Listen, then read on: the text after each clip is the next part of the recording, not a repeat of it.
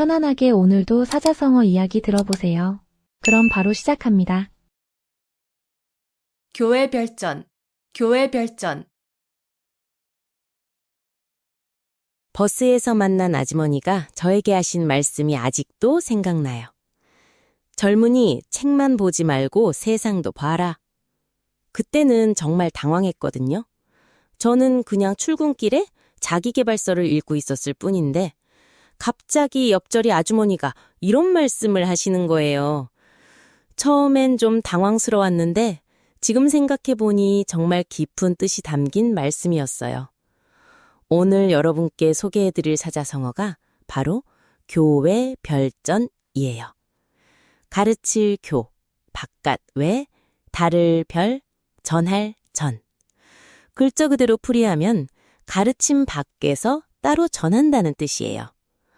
무슨 말인지 좀 어렵죠? 쉽게 말하면 책이나 말로는 전할 수 없는 깨달음이 있다는 거예요.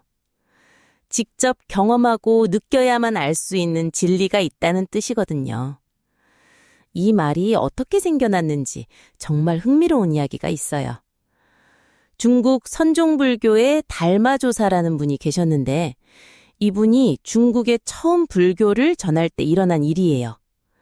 당시 황제가 달마를 만나서 물었어요. 스님, 제가 절을 많이 짓고 경전도 많이 베껴 써서 나누어 줬는데 공덕이 얼마나 됩니까? 그런데 달마가 뭐라고 했는지 아세요? 공덕이 전혀 없다고 했어요. 황제는 깜짝 놀랐죠. 그러면서 달마는 진정한 깨달음은 글자나 형식으로 전해지는 게 아니라 마음에서 마음으로 직접 전해진다고 말했어요. 이게 바로 교회 별전의 시작이었어요. 그 버스 아주머니 말씀을 듣고 집에 와서 곰곰이 생각해 봤어요. 저는 그동안 정말 많은 책을 읽었거든요. 성공법칙, 인간관계, 자기계발. 정말 별의별 책을 다 읽었어요. 머리로는 다 알고 있었죠. 근데 막상 현실에서는 아무것도 바뀌지 않더라고요. 여전히 사람들과의 관계는 어색했고, 일에서도 스트레스 받고, 뭔가 공허한 느낌이 계속 들었어요. 그때 깨달았어요. 아, 진짜 중요한 건 책 속에 있는 게 아니라 직접 경험하고 부딪히면서 느끼는 거구나.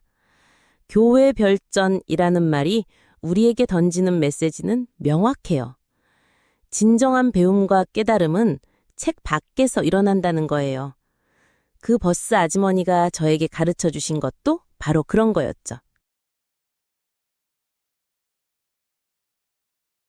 마부작침, 마부작침.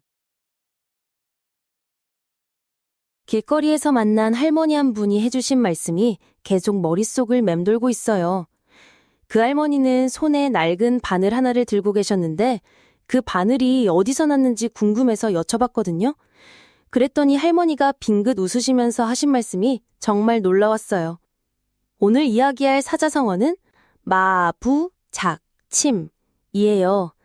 도끼마, 도끼부, 만들작, 바늘침. 도끼를 갈아서 바늘을 만든다는 뜻이죠. 처음 들으면 말이 안 되잖아요. 그 큰 도끼를 어떻게 갈아서 작은 바늘을 만든다는 건지. 하지만 이 말은 아무리 어려운 일이라도 끈기 있게 노력하면 이룰 수 있다는 의미예요. 불가능해 보이는 일도 포기하지 않으면 결국 해낼 수 있다는 거죠. 그런데 이 말이 어떻게 생겨났는지 아세요? 중국 당나라 때 이백이라는 시인이 있었어요. 이백은 나중에 시선이라고 불릴 정도로 유명한 시인이 되었지만 어린 시절엔 정말 공부를 싫어했거든요. 하루는 또 학교를 빼먹고 산으로 놀러 갔어요. 그런데 개울가에서 한 할머니가 큰 쇠도끼를 돌에 대고 열심히 갈고 있는 거예요. 이백이 신기해서 물어봤죠. 할머니, 뭐 하세요? 그랬더니 할머니가 말씀하시길 이 도끼를 갈아서 바늘을 만들고 있다는 거예요. 이백이 웃으면서 그런 게 어디 가능하냐고 했더니 할머니가 진지하게 대답하셨어요. 매일매일 조금씩 갈면 언젠가는 바늘이 될 거라고.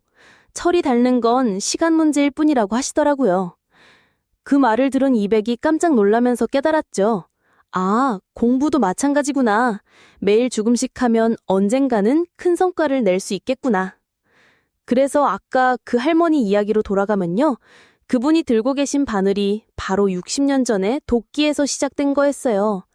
젊은 시절 시집 와서 바느질을 배워나 했는데 바늘이 없어서 남편 도끼를 몰래 가져다가 매일 조금씩 갈기 시작했대요. 1년, 2년, 3년이 지나니까 정말 바늘 모양이 나오기 시작했고 그 바늘로 평생 옷을 지으며 가족을 먹여 살렸다는 거예요. 그때 제가 깨달은 건 포기란 건 내가 정하는 거라는 거였어요. 불가능은 없다는 말이 이제야 진짜 의미로 다가오네요. 도끼도 바늘이 될 수 있다면 말이에요. 유종지미, 유종지미. 버스 정류장에서 할머니 한 분이 휠체어를 밀고 계시는 할아버지와 함께 기다리고 계셨어요. 버스가 올 때마다 할머니는 이 버스 타자 라고 하시는데 할아버지는 계속 아니야 다음 거 라고 하시더라고요. 처음엔 할아버지가 고집을 부리시는 줄 알았는데 세 번째 버스가 지나갈 때 할머니가 여보 우리 집 가는 버스 맞잖아 라고 하시니까 할아버지가 이렇게 말씀하시는 거예요. 당신과 함께 있는 이 시간이 좋아서 그래. 집에 가면 또 바쁠 텐데. 그 순간 정말 가슴이 뭉클했어요. 유종짐이라는 말이 있잖아요. 유는 있을 유, 종은 마칠 총, 지는 어조사 지, 미는 아름다울 미예요. 시작이 좋으면 끝도 좋아야 한다는 뜻이죠. 어떤 일을 시작했으면 마지막까지 책임감 있게 아름답게 마무리해야 한다는 의미거든요. 요즘 말로 하면 끝까지 완주하자는 거예요. 그런데 이 말이 어떻게 생겨났는지 아세요? 중국 춘추 전국시대 때 위나라에 위영공이라는 임금이 있었어요. 이 임금은 젊을 때부터 정말 훌륭했다고 해요. 백성들을 사랑하고 현명한 신하들의 말을 잘 들었거든요. 그런데 나이가 들면서 점점 변하기 시작했어요. 사치를 좋아하고 간신배들의 말만 듣기던 거죠. 공자가 이걸 보고 정말 안타까워했대요. 처음엔 그렇게 훌륭했는데 왜 끝을 제대로 맺지 못하는가? 라면서 말이에요. 만약 여러분이 그 시대 백성이었다면 얼마나 실망스러웠을까요? 믿고 따랐던 임금이 변해버린 거잖아요. 그래서 그때 제가 깨달은 건 정말 중요한 건 마지막이라는 거예요. 그 할아버지는 평생을 함께한 할머니와의 시간 하나하나를 소중히 여기시는 분이셨던 거죠. 집에 가는 것보다 할머니와 함께 버스를 기다리는 그 순간이 더 의미 있다고 생각하신 거예요. 진짜 사랑하는 사람과 함께하는 시간은 목적지가 아니라 과정 자체가 선물이라는 걸 아시는 분이었어. 아름다운 마무리는 화려한 게 아니라 진심이 담긴 거더라고요. 무의도식, 무의도식. 김치찌개를 끓이면서 깨달은 건데요. 냉장고에 있던 햄 한 조각이 저를 바라보고 있더라고요. 유통기한은 한참 지났는데 겉모습은 멀쩡해 보이고 그냥 넣을까 말까 고민하다가 문득 든 생각이 있어요. 이 햄처럼 겉으로는 멀쩡해 보이지만 실속은 없는 게 우리 주변에 얼마나 많을까 하는 생각 말이에요. 오늘 얘기할 사자성어가 바로 무의도식이거든요. 무의도식, 이 말을 풀어보면 무는 없을 무, 위는 할 위, 도는 헛될 도, 식은 먹을 식이에요. 말 그대로 하는 일 없이 헛되이 밥만 먹는다는 뜻이죠. 쉽게 말해서 일은 안 하면서 먹을 것만 축내는 사람을 가리키는 말이에요. 이 말이 어떻게 생겨났는지 아세요? 중국 한나라 때 일인데 황제가 신하들을 모아놓고 이런 말을 했다고 해요. 나라의 녹봉을 받으면서도 백성을 위해 아무것도 하지 않는 자들이 있다. 이들은 그냥 헛되이 밥만 먹고 있는 것이다. 그때 상황을 상상해 보세요. 궁궐 안에서 비단 옷을 입고 좋은 음식을 먹으면서도 정작 자신의 역할은 전혀 하지 않는 관리들이 있었던 거예요. 백성들은 힘들게 세금을 내는데 그 돈으로 아무 일도 안 하는 사람들을 먹여 살리고 있었던 거죠. 그때 그 햄을 보면서 제가 왜 그런 생각을 했을까요? 사실 그 당시 제가 회사에서 정말 힘든 시기를 보내고 있었거든요.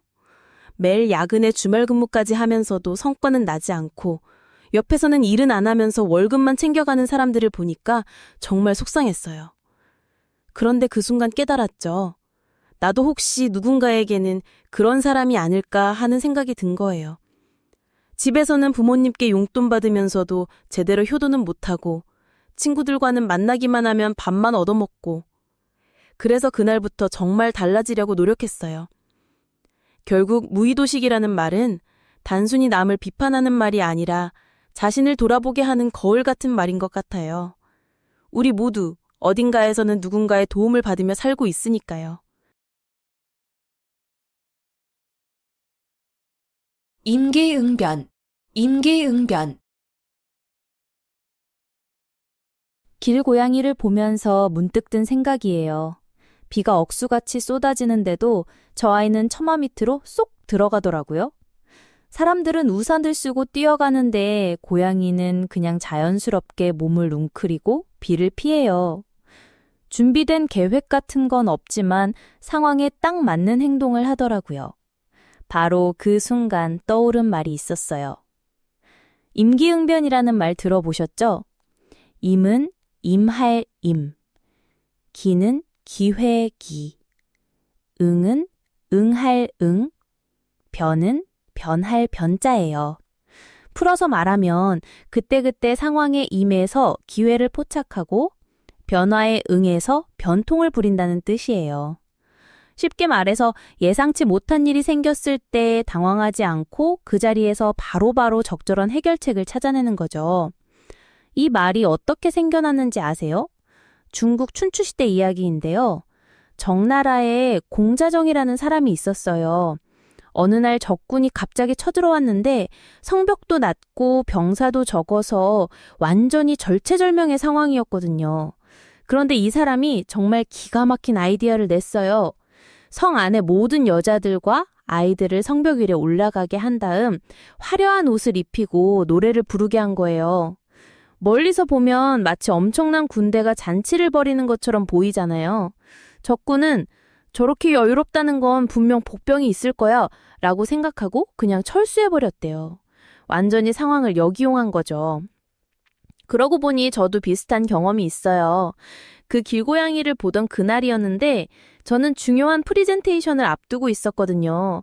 그런데 발표 자료가 들어있는 노트북이 갑자기 먹통이 되어버린 거예요. 완전히 멘붕이었죠. 그런데 그 순간 길고양이가 비를 피하는 모습이 떠올랐어요. 계획은 없지만 상황에 맞춰 행동하는 모습 말이에요. 그래서 저도 마음을 바꿨어요.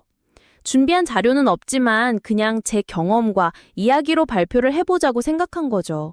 오히려 더 생생하고 진솔한 발표가 되어서 반응이 훨씬 좋았어요. 상황이 바뀌면 우리도 바뀔 수 있어야 하는 것 같아요. 고양이처럼 자연스럽게요. 인산인해, 인산인해. 지하철 2호선 출근길에서 본 풍경인데요. 사람들이 정말 빼곡하게 들어차 있더라고요.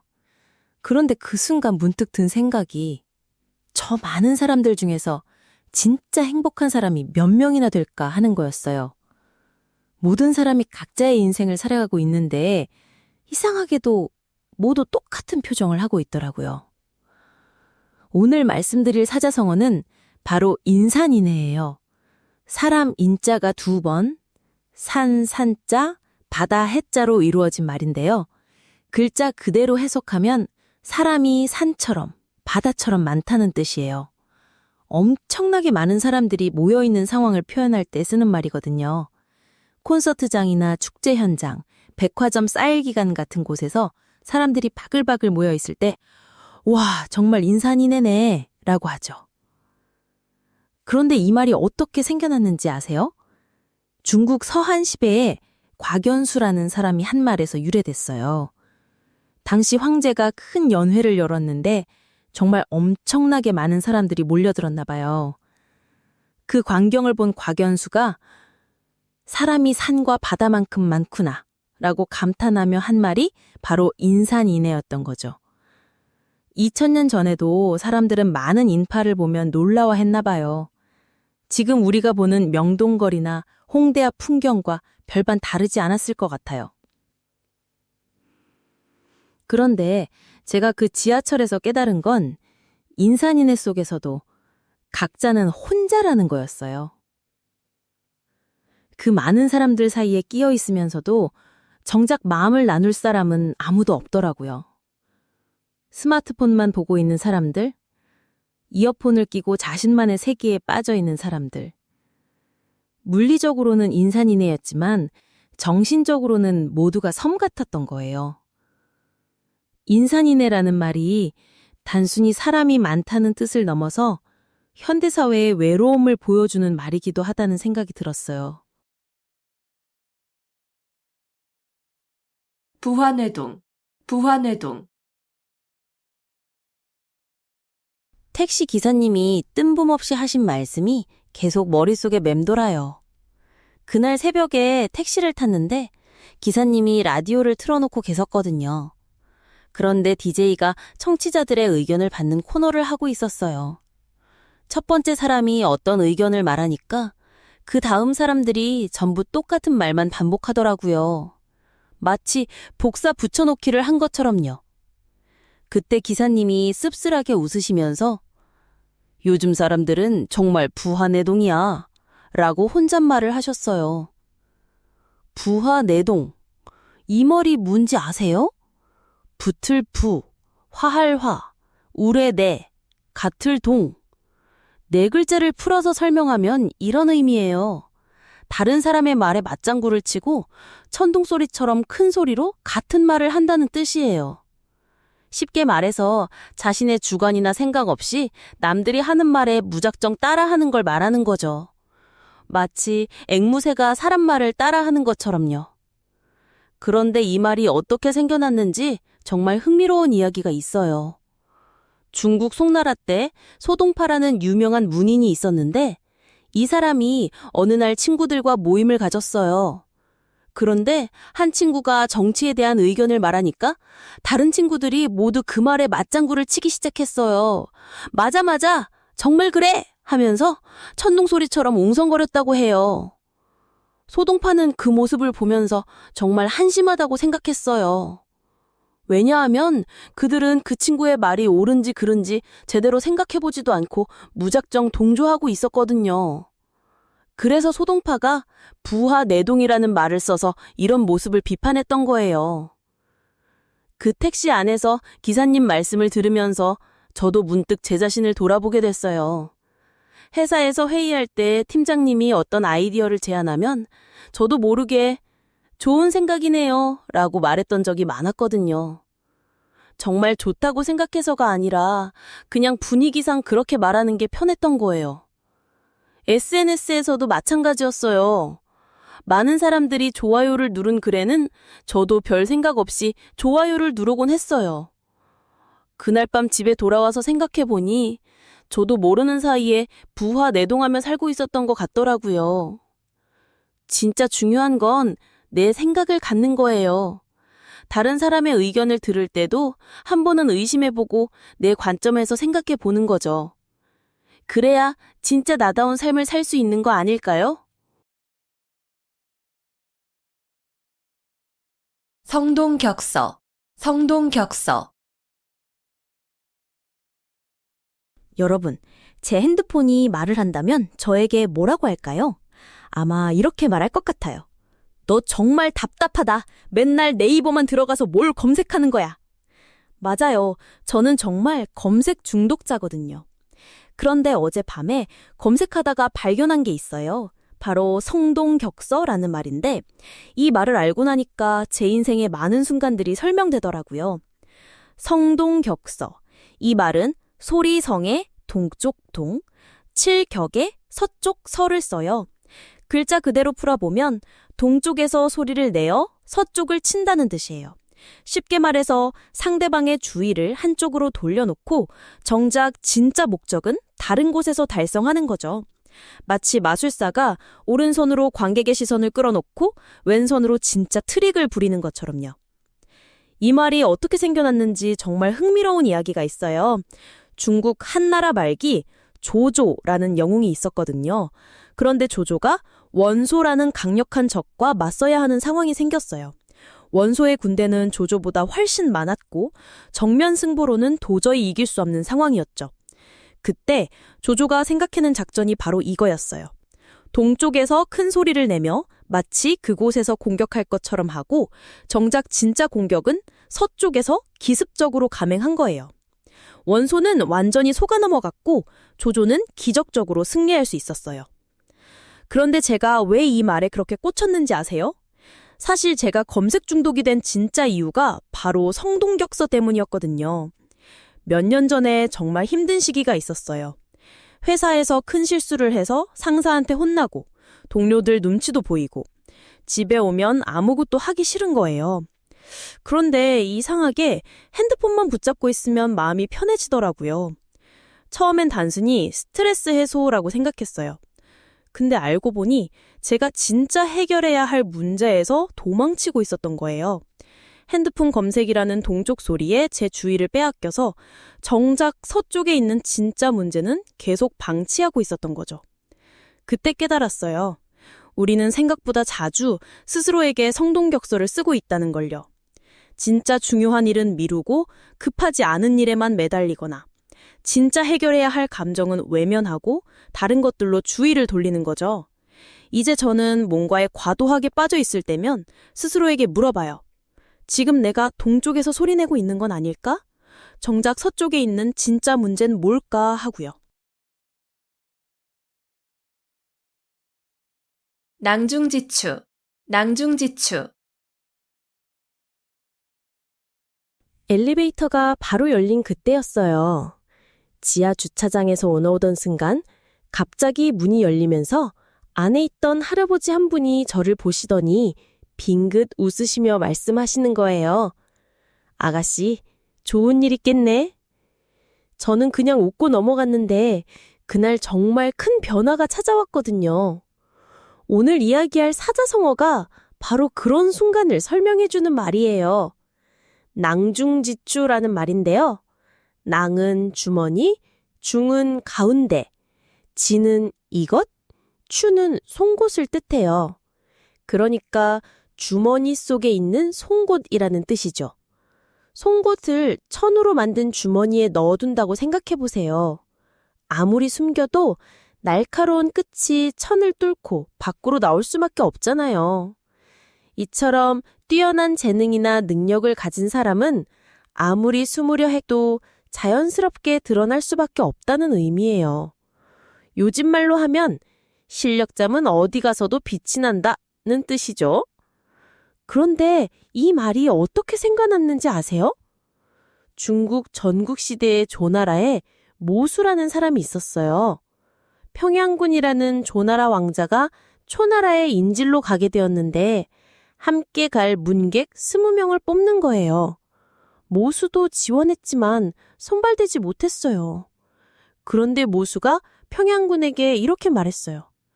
만약 제가 진짜 현명한 사람이라면 마치 주머니 속 송곳처럼 끝이 밖으로 나올 것입니다. 저를 한 번만 써보시면 송곳 끝뿐만 아니라 손잡이까지 다 드러날 것입니다. 평양군이 감동해서 모수를 데려갔는데 정말로 초나라에서 중요한 협상을 성공시키며 큰 활약을 했다고 해요. 그때부터 낭중지추라는 말이 생겨났죠. 저도 그 엘리베이터 사건 이후로 깨달은 게 있어요. 사실 그날 중요한 프레젠테이션이 있었거든요. 계속 뒤로 밀려나기만 하던 제 기획안이었는데 그날따라 용기를 내서 당당하게 발표했어요. 할아버지 말씀이 계속 마음에 남아서요. 결국 그 기획이 채택되면서 제 인생이 바뀌었어요. 숨어있던 제 능력이 마침내 드러난 순간이었던 거죠. 진짜 실력은 억지로 숨길 수 없고 때가 되면 자연스럽게 빛을 발하는 거더라고요. 유만부동, 유만부동. 길고양이를 보면서 문득 든 생각이 있어요. 매일 아침 출근길에 만나는 그 녀석이 있거든요. 털색도 다르고 성격도 다르고 심지어 울음소리도 다 달라요. 어떤 애는 사람을 보면 달려오고 어떤 애는 멀리서만 바라보고 또 어떤 애는 아예 숨어버리죠. 같은 고양이인데 이렇게 다를 수가 있나 싶더라고요. 그런데 이게 고양이만의 이야기가 아니잖아요. 사람도 마찬가지예요. 유만부동이라는 말이 있어요. 류는 같은 종류라는 뜻이고 만은 1만 가지, 부는 아니다, 동은 같다는 뜻이에요. 풀어서 말하면 같은 종류라도 1만 가지가 다 같지 않다는 뜻이죠. 이 말이 어떻게 생겨났는지 정말 재미있는 이야기가 있어요. 중국 춘추 전국시대에 맹자라는 철학자가 있었어요. 어느 날 제자들이 맹자에게 물었어요. 선생님, 사람들은 모두 같은 사람인데 왜 이렇게 다를까요? 맹자가 대답했죠. 너희들은 별을 보지 않았느냐? 같은 밭에서 자란 벼라도 어떤 것은 크고 어떤 것은 작고 어떤 것은 실하고 어떤 것은 비어 있다. 햇빛과 물, 바람이 모두 다르게 닿았기 때문이다. 그때 맹자는 이렇게 말했어요. 사람도 마찬가지다. 같은 사람이라도 자라온 환경과 경험이 다르니 어찌 같을 수 있겠느냐. 유만부동이다. 제자들이 고개를 끄덕이며 감탄했다고 해요. 그런데 제가 진짜 이 말의 의미를 깨달은 건 몇 년 전이었어요. 그 길고양이들을 보면서 말이에요. 처음에는 그냥 고양이들이 다 비슷하다고 생각했거든요. 그런데 매일 보다 보니까 정말 하나하나가 다 다른 거예요. 심지어 쌍둥이 고양이도 성격이 완전히 달랐어요. 그때 깨달았죠. 같은 종류라도 모두 다르다는 게 당연한 거구나. 그리고 그 다름이 바로 아름다운 거구나. 사람도 마찬가지잖아요. 같은 사람이라도 1만 가지가 다 다르니까. 그 다름을 인정하고 받아들이는 게 진짜 지혜인 것 같아요. 십이지심, 십이지심. 지하철 2호선 출근길에서 본 풍경 하나가 계속 머릿속을 맴돌고 있어요. 한 아주머니가 임산부석에 앉아 계셨는데 임산부 한 분이 타셨거든요. 그런데 그 아주머니는 모른 척하며 핸드폰만 보고 계시더라고요. 주변 사람들 시선이 느껴졌을 텐데도 말이에요. 그 순간 저는 이상한 기분이 들었어요.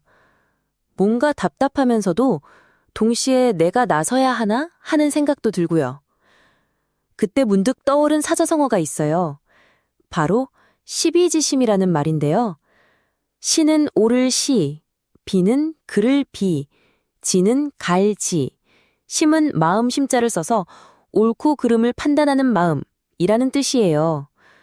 우리 마음속에 자연스럽게 생기는 도덕적 판단력, 선악을 구분할 줄 아는 양심을 말하는 거죠. 사실 이 말은 중국 전국시대 맹자라는 사상가가 처음 사용한 말이에요. 당시 중국은 여러 나라가 서로 싸우며 혼란스러운 시대였거든요. 그런 어지러운 세상에서 맹자는 사람들에게 이런 이야기를 했어요. 사람이라면 누구나 측은지심, 수호지심, 사양지심, 십이지심, 이 4가지 마음을 타고난다고요. 그 중에서도 십이지심은 무엇이 옳고 무엇이 잘못된 건지를 자연스럽게 알아채는 마음이라고 했죠. 마치 배가 고프면 밥을 찾고 목이 마르면 물을 찾는 것처럼 본능적으로 작동하는 거라고요. 그런데 정말 신기한 건 맹자가 살던 그 시대나 지금이나 사람들이 겪는 고민이 비슷하다는 거예요. 옳은 일인 줄 알면서도 실행하기 어려운 상황들 말이에요. 다시 그 지하철 이야기로 돌아가 보면요. 저도 그 순간 십이지심이 작동했던 것 같아요. 임산부께 자리를 양보하는 게 옳다는 걸 알고 있었고 그러지 않는 아주머니를 보며 불편함을 느꼈거든요. 그런데 제가 직접 나서지는 못했어요. 괜히 오해받을까봐, 괜히 문제가 생길까봐 하는 걱정 때문에요. 그런데 바로 그때 한 고등학생이 조용히 일어나서 임산부분께 자리를 양보해드리더라고요. 그 모습을 보는 순간 제 마음이 뜨끔했어요. 그 학생은 머리로 계산하지 않고 마음이 시키는 대로 행동한 거였거든요. 결국 십이지심이라는 건 우리 모두가 가지고 있는 내비게이션 같은 거예요. 어떤 길이 옳은 길인지 알려주는 마음의 나침반이죠. 천우신조, 천우신조. 40살이 되던 해 처음으로 깨달은 게 하나 있어요. 제가 지금까지 살아오면서 정말 위험한 순간들이 몇 번 있었는데 그때마다 누군가 저를 지켜주고 있었다는 걸 말이에요. 그냥 운이 좋았다고 생각했었는데 이제 보니 그게 아니더라고요. 오늘 이야기할 사자성어는 천우신조예요. 하늘천, 도울우, 신령신, 도울조. 이렇게 4글자로 이루어져 있어요. 하늘이 돕고 신이 도와준다는 뜻이거든요. 정말 절체절명의 순간에 사람의 힘으로는 어쩔 수 없는 상황에서 하늘의 도움을 받아 위기를 벗어나는 걸 말해요. 그런데 이 말이 어떻게 생겨났는지 아세요? 중국 전국시대에 연나라의 소왕이라는 임금이 있었어요. 이 사람이 정말 대단한 게 나라가 거의 망할 뻔한 상황에서 기적적으로 나라를 되살려낸 거예요. 당시 연나라는 제나라에게 완전히 털려서 성 2개밖에 남지 않았어요. 보통 같으면 항복하고 끝이죠. 그런데 소왕은 포기하지 않았어요. 악이라는 명장을 찾아내서 군사를 맡기고 자신은 직접 다른 나라들을 돌아다니며 동맹을 맺었어요. 그런데 신기하게도 모든 일이 술술 풀리기 시작한 거예요. 날씨도 좋고 전투도 이기고 동맹국들도 예상보다 많은 군사를 보내주고 마침내 제나라를 완전히 물리치고 연나라를 되살려냈어요. 사람들은 이걸 보고 정말 하늘이 도와주신 거라고 생각했던 거죠. 저도 비슷한 경험이 있어요. 그 40살 되던 해 얘긴데 사업이 완전히 망해서 빚더미에 앉았거든요. 정말 막막했어요. 그런데 어느 날 새벽, 잠이 안 와서 집 근처를 걷고 있는데 길에서 지갑을 하나 주웠어요. 안에 현금이 꽤 들어있더라고요. 보통 같으면 그냥 가져갈 수도 있었겠지만 왠지 그러면 안 될 것 같았어요. 경찰서에 신고했죠. 그런데 그 지갑 주인이 저를 찾아왔어요. 고마워하면서 명함을 주시더라고요. 나중에 연락드려 보니 그분이 투자회사 대표셨어요. 제 사업 아이디어를 듣고 투자를 해주신 거예요. 그때 정말 느꼈어요. 하늘이 저를 버리지 않으셨구나. 위기의 순간에도 포기하지 않으면 어디선가 도움의 손길이 나타나는 것 같아요. 그게 바로 천우신조가 아닐까요? 단도직입, 단도직입. 어제 엘리베이터에서 있었던 일인데요. 정말 소름 돋았거든요. 저랑 처음 보는 아주머니가 딱 둘이 타고 있었는데 갑자기 그분이 저를 쳐다보시면서 이렇게 말씀하시는 거예요. 딸아, 너 지금 뭔가 고민 있지? 완전 당황했어요. 어떻게 아셨지? 싶어서 그냥 웃고 넘어가려고 했는데 그분이 또 말씀하시더라고요. 인생은 복잡하게 생각하면 더 꼬여. 단순하게 가. 바로바로 말하고 바로바로 행동해. 그러면서 10층에서 내리시는데 마지막으로 이런 말씀을 남기셨어요. 돌아서 가지 말고 직진해. 문이 닫히고 나서 혼자 남았는데 진짜 머리를 한 대 맞은 것 같았어요. 그 아주머니 말씀이 딱 오늘 말씀드릴 사자성어와 똑같더라고요. 단도직입이라는 말인데요. 단은 홀로단, 도는 칼도, 직은 고들직, 입은 들어갈 입이에요. 말 그대로 칼 하나만 들고 바로 들어간다는 뜻이거든요. 복잡하게 돌아가지 말고 우회하지 말고 핵심을 바로 찌르라는 거예요. 요즘 말로 하면 애둘러 말하지 말고 직설적으로 말하라는 거죠. 이 말이 어떻게 생겨났는지 정말 재미있는데요. 중국 송나라 때 문학가인 석대관이라는 사람이 있었어요. 이 양반이 글 쓰는 방식이 정말 독특했거든요. 다른 문인들은 화려한 수사법을 쓰고 애둘러서 표현하고 복잡하게 꾸미는 걸 좋아했는데 석대관은 정반대였어요. 그냥 하고 싶은 말을 바로바로 했어요. 어떤 시인이 달이 아름답네요 라고 돌려서 말하면 석대관은 사랑합니다 라고 바로 말하는 스타일이었던 거죠. 당시 문인들이 석대관의 글을 보고 비웃었어요. 너무 직설적이야, 품격이 없어 이런 식으로요. 그런데 석대관은 전혀 신경 쓰지 않았어요. 오히려 이렇게 말했죠. 나는 단칼에 바로 들어간다. 빙빙 돌아서 갈 시간에 이미 목적지에 도착해 있다. 이때부터 단도직입이라는 말이 생겨났어요. 나중에 보니까 석대관의 글이 훨씬 명확하고 힘있다는 걸 사람들이 알게 됐고 지금까지도 그의 작품이 더 많이 읽히고 있어요. 그 엘리베이터 아주머니 말씀 들은 다음 날 저도 용기를 냈거든요.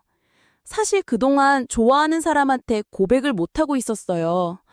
어떻게 말할까? 언제 말할까? 혹시 거절당하면 어떡하지? 이런 생각들로 몇 달을 보냈는데 그날 밤에 바로 연락했어요. 나도 좋아해. 사귀자. 딱 이렇게요. 정말 심장이 터질 것 같았지만 그렇게 말하고 나니까 시원하더라고요. 결과요? 다행히 좋은 결과였어요. 그 사람도 저를 좋아하고 있었는데 누가 먼저 말할까 고민하고 있었다는 거예요. 복잡하게 돌아갈 필요 없었던 거죠. 단도직입. 때로는 가장 짧은 길이 가장 용감한 길이에요. 차제두량, 차제두량. 버스에서 만난 아주머니가 저에게 던진 질문 하나가 제 인생을 바꿔버렸어요. 젊은이, 요즘 사람들은 왜 그렇게 자기를 특별하다고 생각하는 거야? 처음엔 뭔가 기분이 나빴는데 집에 와서 곰곰 생각해보니 정말 뜨끔했거든요. 우리가 자주 착각하는 게 있어요. 내가 하는 생각, 내가 겪는 어려움, 내가 가진 재능이 세상에서 유일무이하다고 여기는 거죠. 하지만 오늘 소개할 사자성어를 알면 이런 착각에서 벗어날 수 있을 거예요. 차제두량. 술의 차에 시를 재, 말두에 헤아릴 양이라는 뜻이에요. 쉽게 말하면 술에 실을 수 있을 만큼, 말로 헤아릴 수 있을 만큼 흔하고 많다는 뜻이거든요. 보통 사람이나 물건이 너무 흔해서 별로 귀하지 않을 때 쓰는 표현이에요. 예를 들어 볼게요. 요즘 온라인에서 자기계발 강사라고 하는 분들 정말 많잖아요. 차제두량이라는 말이 딱 맞죠? 또 인스타그램에서 일상을 올리는 인플루언서들도 마찬가지고요. 그런데 이 말이 어떻게 생겨났는지 아세요? 중국 남북조 시대 이야기예요. 남조의 사람들이 북쪽으로 피난을 갔는데 그때 관리들이 너무 많아서 일자리가 부족했어요. 유명한 문학가 임방이 이런 상황을 보고 한탄하며 말한 거죠. 재능 있는 사람들이 술에 가득 실을 만큼, 말로 헤아릴 만큼 많은데 쓸 곳이 없다고요. 당시 피난민들은 모두 자신이 특별한 재능을 가졌다고 생각했어요. 고향에서는 인정받던 사람들이었으니까요. 하지만 막상 새로운 땅에 와보니 자신과 비슷한 사람들이 넘쳐났던 거죠. 얼마나 충격적이었을까요?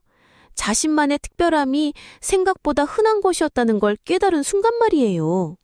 그래서 그때 제가 깨달은 건 정말 중요한 거였어요.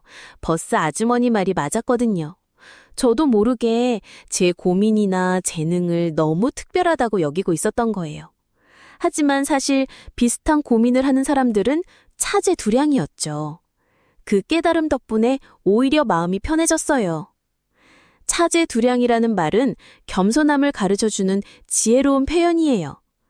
나만 특별하다는 착각에서 벗어날 때 비로소 진짜 성장이 시작되거든요. 고군분투, 고군분투. 길고양이를 보면서 문득 든 생각인데요. 얘네는 정말 대단한 것 같아요. 추운 겨울날 홀로 쓰레기통을 뒤지고 비 오는 날에도 어디 숨을 곳 하나 제대로 없으면서도 꿋꿋하게 살아가잖아요. 사람들이 쫓아내도 먹을 것이 없어도 그래도 포기하지 않고 하루하루를 버텨내는 모습을 보면서 문득 이런 생각이 들었어요.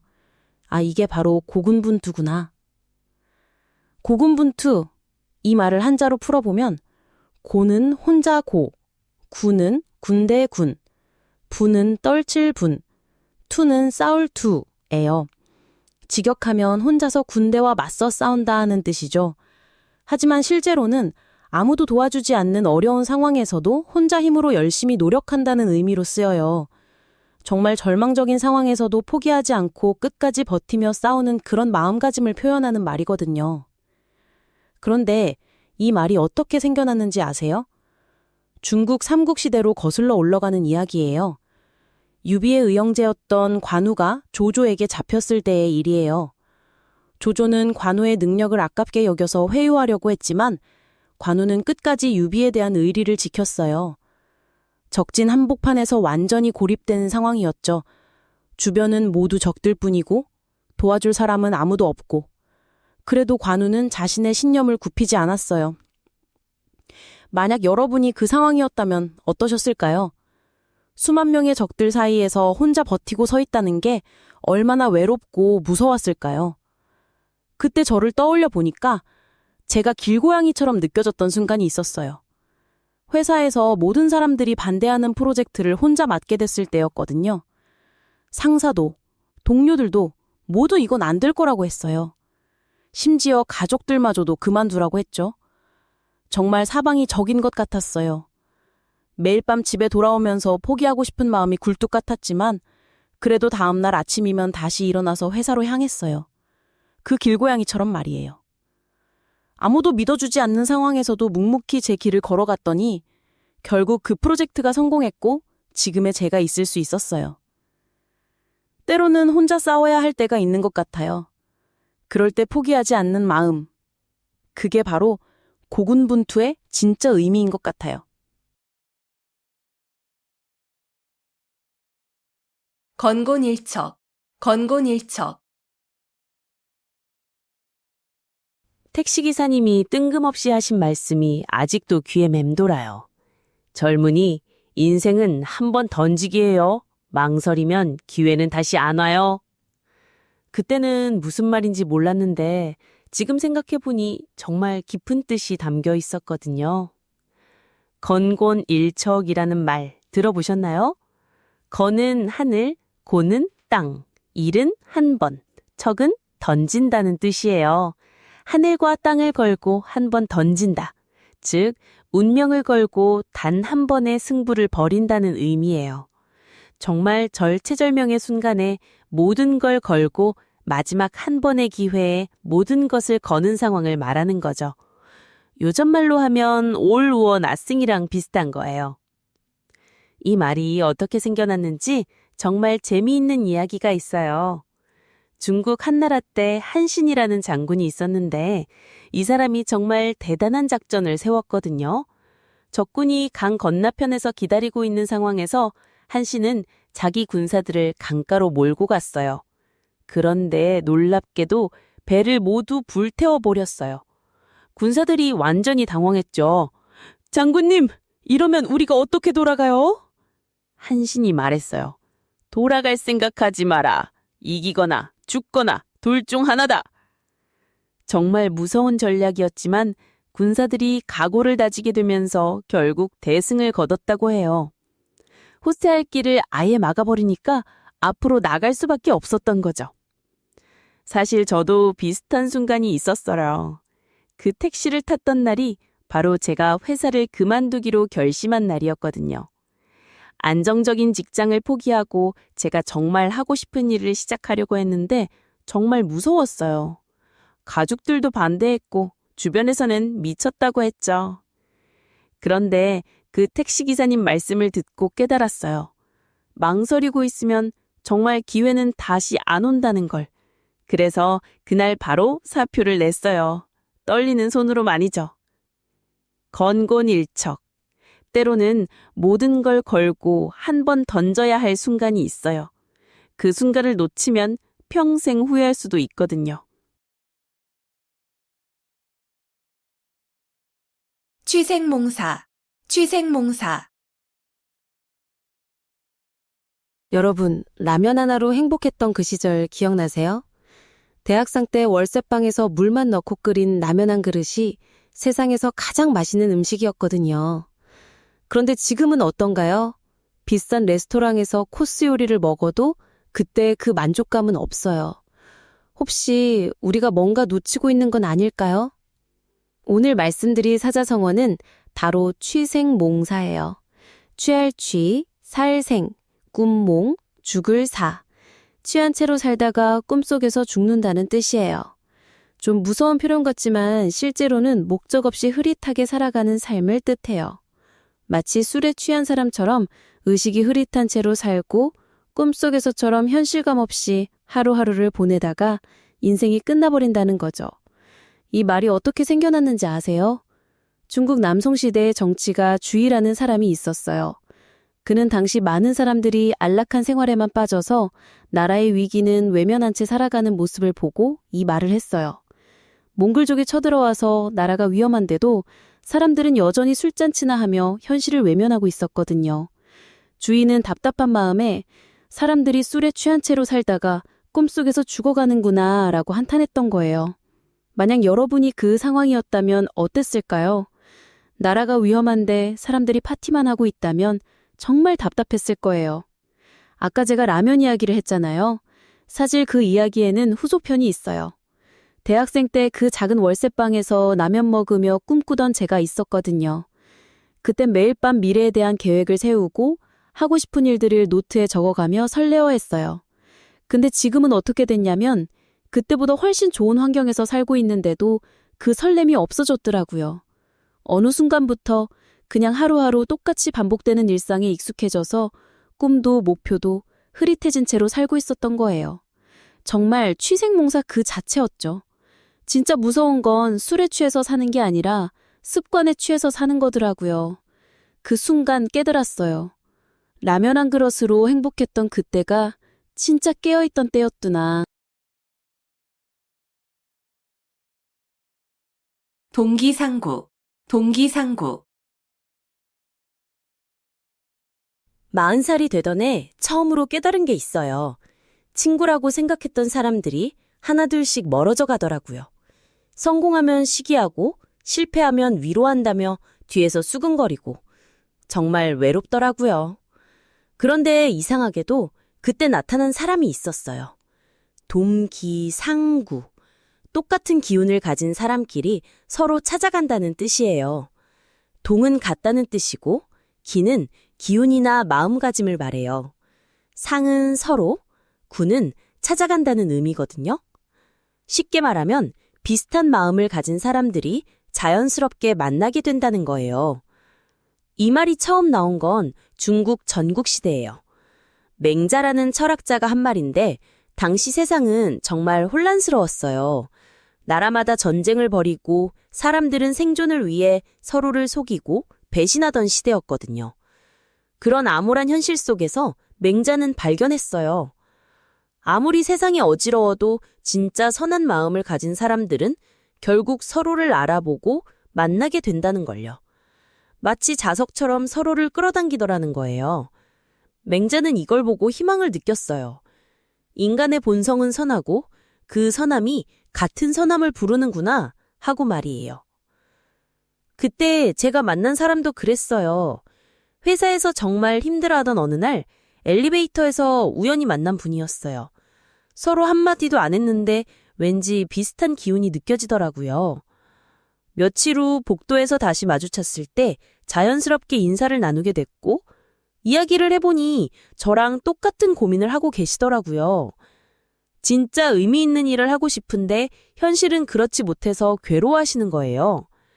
그분과 이야기하면서 깨달았어요.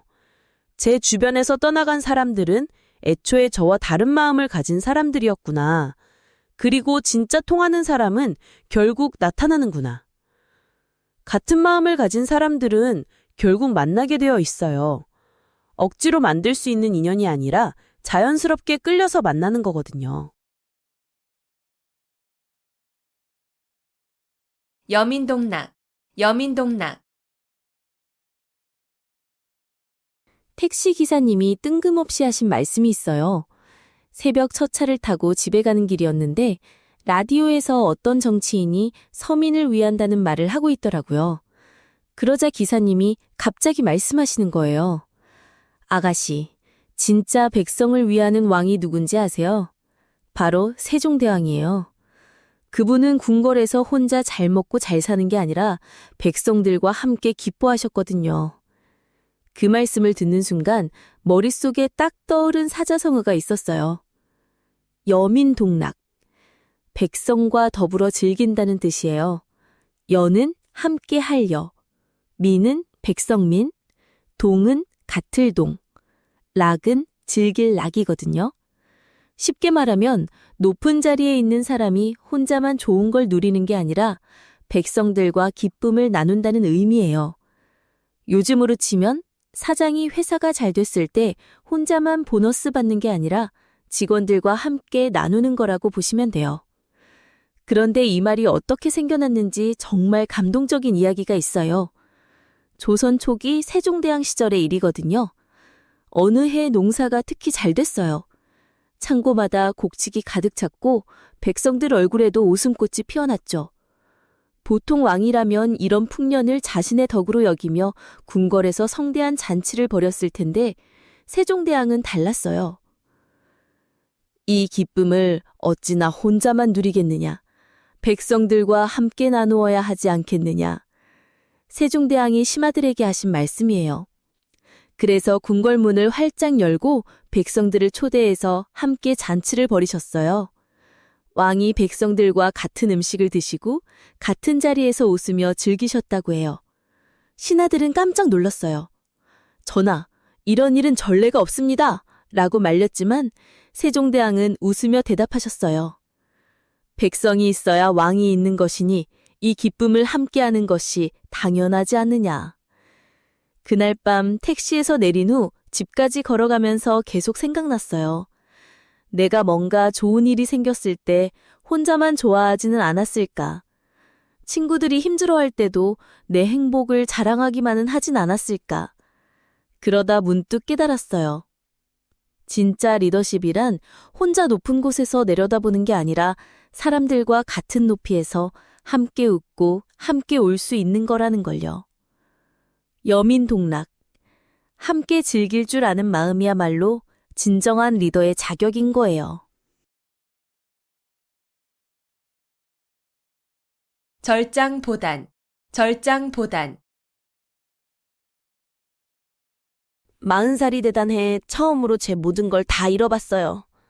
회사는 망했고 집은 경매로 넘어갔고 친구들은 연락을 끊었죠.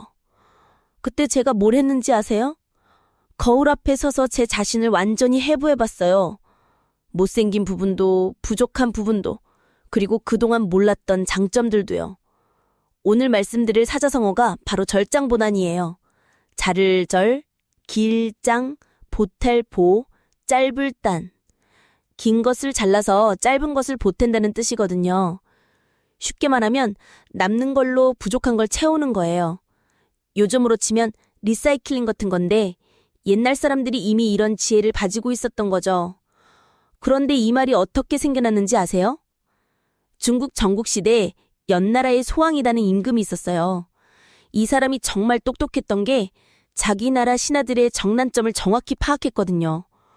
어떤 신하는 전쟁은 못하지만 농사정책은 천재였고 또 어떤 신하는 외교는 꽝이지만 내정관리는 쾌고였어요.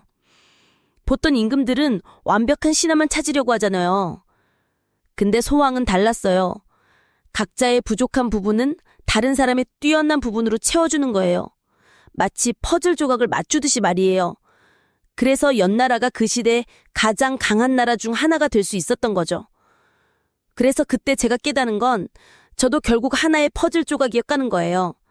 사업 감각은 꽝이었지만 사람을 보는 눈은 있었거든요. 돈 관리는 못했지만 아이디어는 넘쳤어요. 그동안 저는 제가 부족한 부분만 보면서 자책하고 있었는데 정작 제가 가진 장점들은 전혀 활용하지 못하고 있었던 거죠. 그 뒤로 제 부족한 부분은 다른 사람과 협력으로 채우고 제 장점은 누군가의 부족함을 채워주는 데 쓰기 시작했어요. 결국 절장보다는 혼자서 완벽해지려는 게 아니라 서로의 다름을 인정하고 채워주는 지혜였던 거네요.